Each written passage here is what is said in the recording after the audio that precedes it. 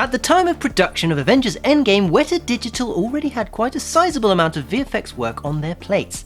And aside from planning multiple future Avatar movies, they were also working on Alita: Battle Angel. But that didn't mean that they still weren't able to deliver some amazing VFX for Avengers Endgame. Hi, I'm Jamie Gutierrez from Fame Focus, and this is a VFX breakdown of Avengers Endgame Part 5.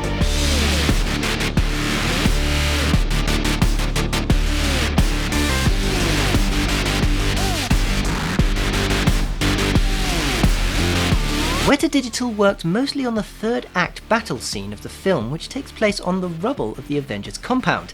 Now, seeing as the Avengers compound was situated next to a forest beside the Hudson River, debris from all the destruction also featured tree stumps. The only problem was, after compiling a rough cut pre-visualization of all the shots filmed, all those lovely broken tree stumps made it seem more like they were fighting in a smashed up forest rather than a demolished Avengers compound. So Weta took on the tedious task of rotoscoping out all the actors in order to replace the background with less trees. The lighting of the backgrounds throughout the fight was designed to change in accordance with what was happening in battle. For example, Thanos destroying the Avengers compound, or when our heroes seemed to be in a position of desperation, the lighting was dark and gloomy, but when help arrives through the portals, it brightens up slightly. These subtle lighting changes were added to almost subliminally tell the audience who's winning in the fight. Creating the portals for the final battle was challenging, seeing as they needed to be huge. This made it far more involved than portals from previous movies. Sparks needed to be spinning really fast and floating, while at the same time cooling off, causing some particles to fall and others to float away. To make it all look more natural, they created custom simulations to behave as wind fields.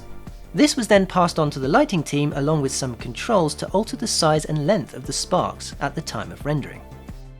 Captain Marvel's costume was designed to look similar to the 2024 era Captain Marvel. However, filmmakers changed their mind in post-production and wanted it to look even cooler, so Weta was tasked with creating a CG costume for her instead. The Mark 85 Iron Man suit needed to keep a sense of flexibility while at the same time not looking too rubbery. So, seeing as the red and gold areas are more noticeable than the grey parts, they were able to hide a lot of stretching in those grey parts. This meant they could preserve a sense of rigidity in the suit's material while at the same time giving it the flexibility they needed. Aside from some extra fixes that they didn't have time to fix in Avengers Infinity War, Thanos was essentially a different Thanos from the 2014 Guardians of the Galaxy era. But instead of re-aging his face, they made animation changes to his fighting style and movement, making him look more agile and stronger, and having him appear more like a warrior in heavy armour. However, due to the design of the armour looking as restrictive as wearing a suit made out of cardboard boxes, like Iron Man, they did a lot of things behind the scenes to give him the flexibility they needed, while at the same time allowing his armour to appear rigid.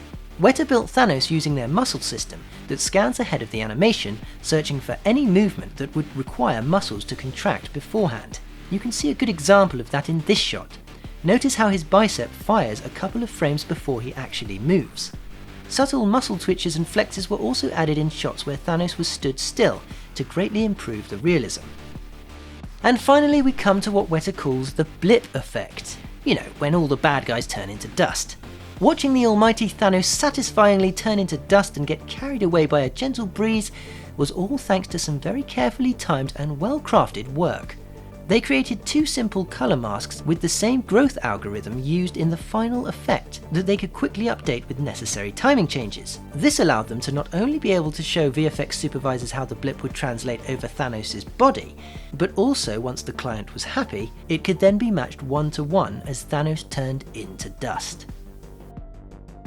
Please give us a like if you enjoyed this video, and don't forget the links to the music in the video are in the video description right at the bottom, and feel free to browse all the rest of our videos if you enjoyed it and you're coming for the first time. If not, then just stay tuned for the next video.